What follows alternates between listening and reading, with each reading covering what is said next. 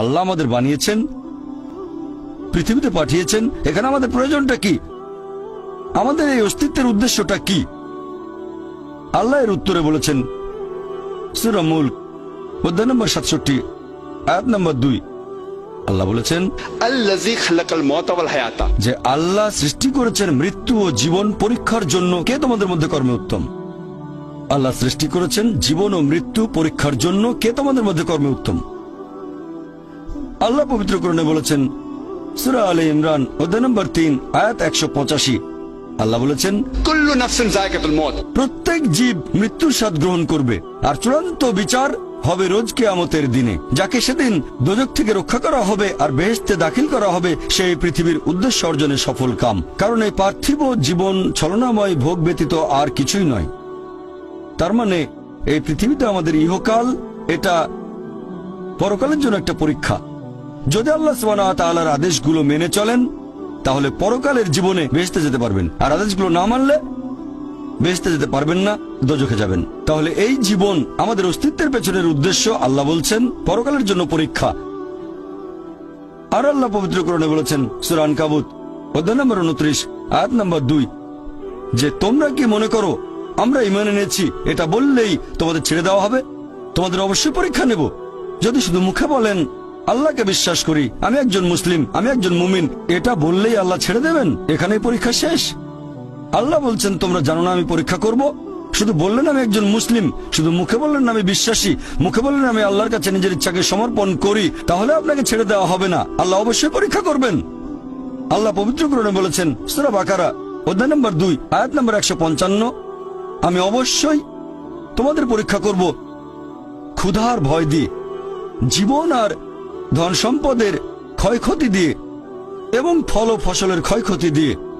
আর শুভ সংবাদ দাও তাদের যারা ধৈর্যশীল। আল্লাহ সবাইকে পরীক্ষা করবেন ভয় দিয়ে, ক্ষুধা দিয়ে, জীবন আর ধন সম্পদের ক্ষয়ক্ষতি দিয়ে, ফল ফসলের ক্ষয়ক্ষতি দিয়ে। আল্লাহ অবশ্যই পরীক্ষা করবেন। আর আল্লাহ এক একজনকে এক একভাবে পরীক্ষা করেন। আল্লাহ পবিত্র কোরআনে বলেছেন সূরা আনাম অধ্যায় নম্বর 6 আয়াত নম্বর 165। আল্লাহ বলেছেন যে তিনি কিছু মানুষকে অন্যদের তুলনায় বেশি মর্যাদা দান করেছেন। আল্লাহ সুবহানাহু ওয়া তাআলা কিছু মানুষকে অন্য মানুষদের তুলনায় বেশি মর্যাদা দিয়েছেন।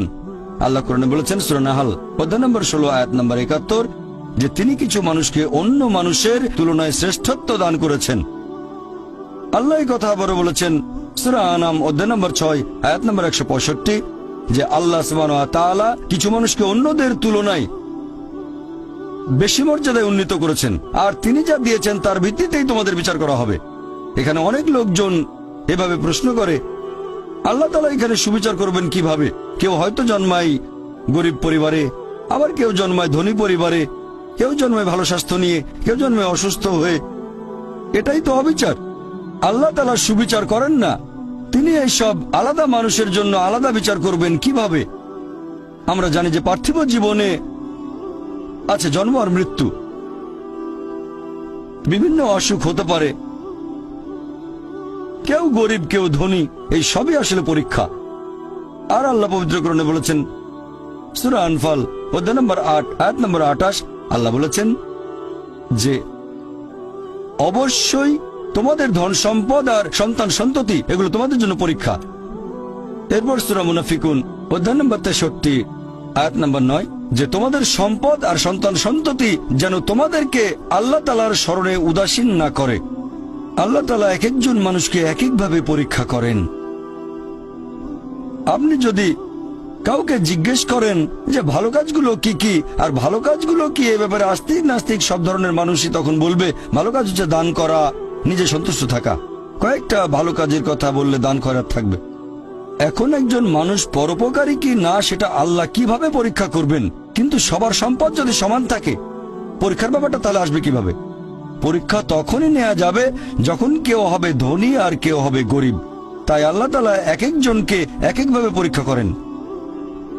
হয়তো কেউ জন্ম নিয়েছে ধনী পরিবারে, তাই সম্পদ অনেক বেশি, আবার কেউ জন্মায় গরিব হয়ে। তবে যে লোকটা ধনী, ইসলামিক শরিয়া অনুযায়ী ইসলাম ধর্মের একটা স্তম্ভ হচ্ছে যাকাত, যে প্রত্যেক ধনী লোক যাদের সঞ্চয় নিসাব লেভেলের উপরে 85 গ্রাম স্বর্ণ সে প্রতি হিজরি বছরে সেই সঞ্চয়ের 2.5% জাকাত হিসেবে দান করে দেবে।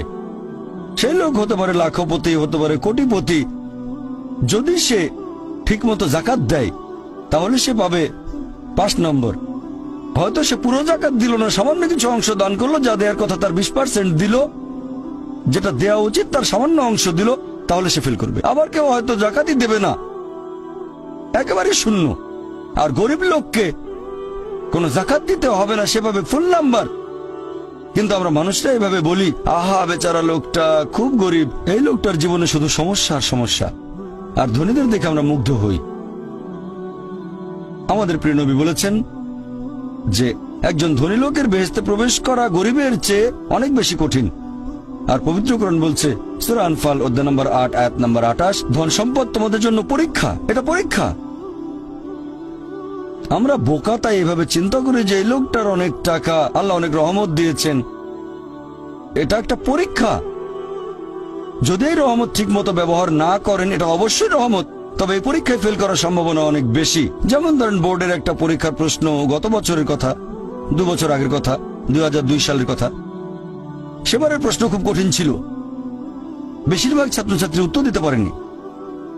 পরের বছর সেই প্রশ্নটা আসলো না, তখন এটা বলা বোকামি, ও দুঃখ, এবার তো আসলো না। আপনি তো খুশি হবেন যে এবার আসেনি। তাহলে সম্পদ একটা পরীক্ষা। তাহলে যাদের ধন সম্পদ নেই তাদের জন্য ধনীদের তুলনায় বেহেশতে যাওয়াটা অনেক সহজ। আল্লাহ এক একজনকে এক একভাবে পরীক্ষা করেন। সেজন্য আল্লাহ বলেছেন তোমাদের ধন সম্পদ যেন তোমাদেরকে আল্লাহ তাআলার স্মরণে উদাসীন না করে। এটা একটা পরীক্ষা। আরেকটা পরীক্ষা হচ্ছে সন্তুষ্টি, নিজে সন্তুষ্ট থাকা। আর আমাদের নবী মুহাম্মদ সাল্লাল্লাহু আলাইহি ওয়াসাল্লাম বলেছেন, এটা আছে সহিহ বুখারীতে খণ্ড নম্বর 8 হাদিস নম্বর 447, নবী বলেছেন যদি কারো কাছে একটা পর্বত সমান স্বর্ণ থাকে সে এরকম আরেকটা চায়। যদি কারো কাছে 1 পাহাড় স্বর্ণ থাকে তারপরও সে আরেকটা স্বর্ণের পাহাড় চায়। আর সর্বশেষে তার মুখগহ্বর পূর্ণ হয় কবরের মাটি দিয়ে। সে যত ধনী লোকই হোক, হয়তো সে পৃথিবীর মধ্যে সবচেয়ে ধনী লোক, তারপরও সে আরো বেশি সম্পদ চায়। মানুষ সন্তুষ্ট হয় না, বেশিরভাগ মানুষ কখনো সন্তুষ্ট হয় না। আল্লাহ পবিত্র কোরআনে বলেছেন সূরা নিসা অধ্যায় নম্বর 4 আয়াত নম্বর 32 যে আল্লাহ যেটা দিয়ে অন্য মানুষকে শ্রেষ্ঠত্ব দান করেছেন সেটার উপরে তোমরা কোন রকম লালসা করো না। এভাবে বলবেন না যে হে আল্লাহ তুমি অমুককে অনেক সম্পদ দিয়েছো, অমুককে অনেক সুন্দর একটা গাড়ি দিয়েছো। এমন কিছু আল্লাহর কাছে চাইবেন না যেটা অন্য কাউকে আল্লাহ দিয়েছেন, এতে লোকসান হবে আপনার। আর আমাদের প্রিয় নবী মুহাম্মদ সাল্লাল্লাহু আলাইহি সাল্লাম বলেছেন, এটা আছে সহিহ বুখারীতে খণ্ড নম্বর 4, আমাদের নবী বলেছেন যে সেই লোকদের দেখো যাদের ভাগ্য তোমার চেয়ে খারাপ, সেই সব লোককে দেখো না যারা তোমার চেয়ে বেশি ভাগ্যবান। তা না হলে তোমরা আল্লাহ তাআলাকে স্মরণ করায় অবহেলা করতে পারো, তা না হলে প্রতিপালকের প্রতি অকৃতজ্ঞ হয়ে যেতে পারো। তাহলে নবী বলেছেন তাদেরকে দেখো যাদের ভাগ্য খারাপ। তখন আপনি বলছেন আচ্ছা এই লোকটার তো কোনো গাড়ি নেই, আমার একটা মারুতি অন্তত আছে। তাকে দেখবেন না যারা সে মার্সিডিজ, ও আমার মার্সিডিজ নেই কেন, ওই লোকের গাড়ি নেই, আমার তো একটা আছে। আপনি আল্লাহকে ধন্যবাদ জানাবেন। যখন মার্সিডিজ গাড়ির মালিকের সাথে নিজেকে তুলনা করবেন, ও আমার কেন মার্সিডিজ গাড়ি দিলেন না, তাদেরকে দেখবেন যাদের ভাগ্য খারাপ। তাহলে আপনি আল্লাহ সুবহানাহু ওয়া তাআলাকে স্মরণ করছেন। আর এটাই বৈশিষ্ট্য মানুষের। এরকম একটা গল্প যে এক লোকের মনে অনেক দুঃখ, কারণ তার কোনো জুতো নেই।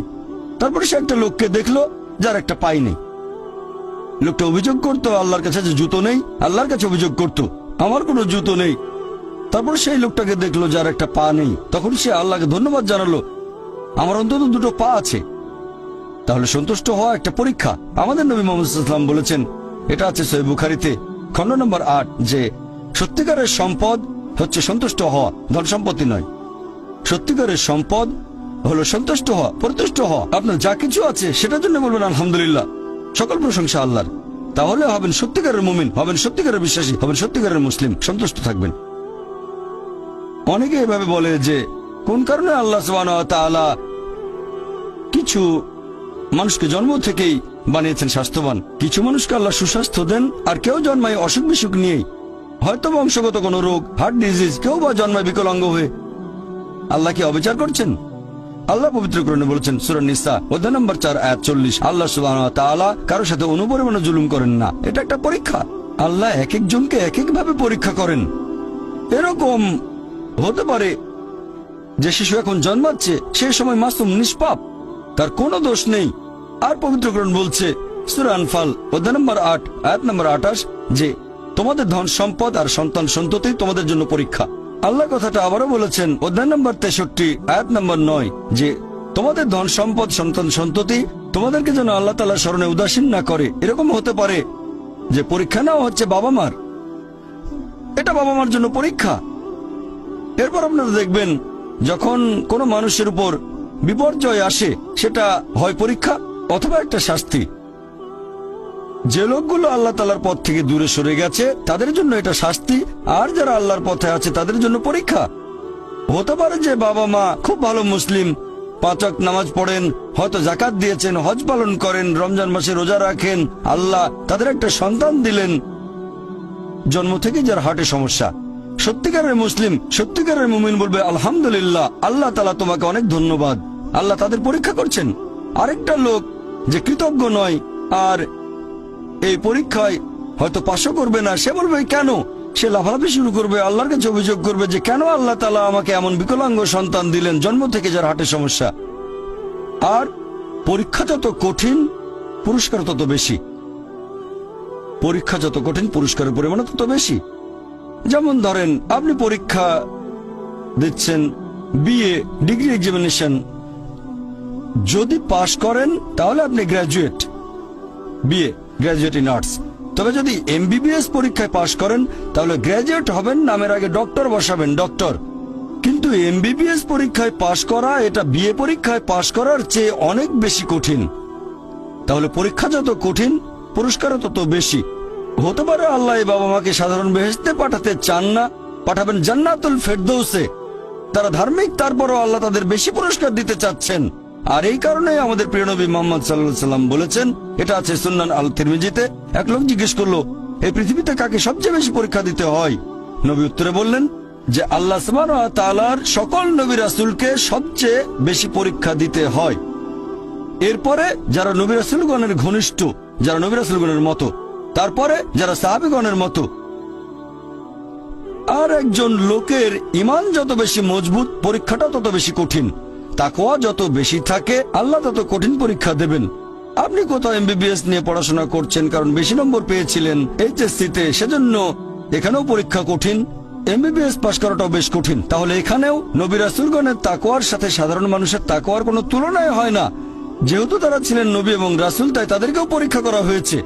কোন নবী রাসূলকে এই পরীক্ষা না নিয়ে ছেড়ে দেওয়া হয়নি। তাদের তাকওয়া লেভেল অনেক উপরে। নবী রাসূলকে অনেক বেশিবার পরীক্ষা করা হয়েছে সাধারণ মানুষের চেয়ে। আপনার বাচ্চা অনেক বেশি, অনেক কঠিন। তাহলে আপনার তাকওয়া যদি বেশি হয় আল্লাহ আপনাকে পরীক্ষা করবেন। সত্যিকারের মুমিন কোন বিপর্যয়ের মধ্যে পড়লে বলে সুবহানাল্লাহ, সকল প্রশংসা আল্লাহর, আলহামদুলিল্লাহ। সে ধরে নেয় এটা একটা পরীক্ষা।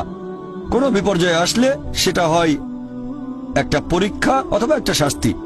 নবীগণের তাকওয়া অনেক বেশি, তাদের জন্য এটা শাস্তি না, এটা পরীক্ষা। আর তারা পাশ করেছেন। যদি কারো জীবনে কোনো ভালো কিছু ঘটে সেটা হয় একটা পুরস্কার অথবা পরীক্ষা। সম্পদ হতে পারে পুরস্কার অথবা একটা পরীক্ষা।